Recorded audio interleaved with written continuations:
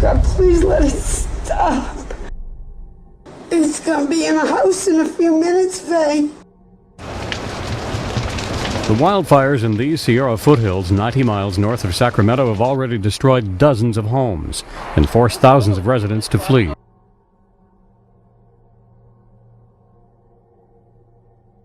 In South Florida, a family is slain. Officials believe victims of a home invasion. Disturbing new details right now about a teenager police say shot a woman and beat her 1-year-old son. That teenager is still on the loose right now.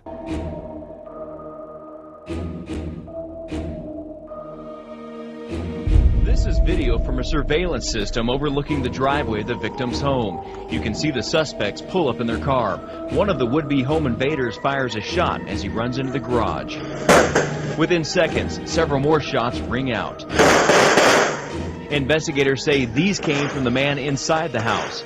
Look closely. Shards of glass fly as bullets hit the front windshield.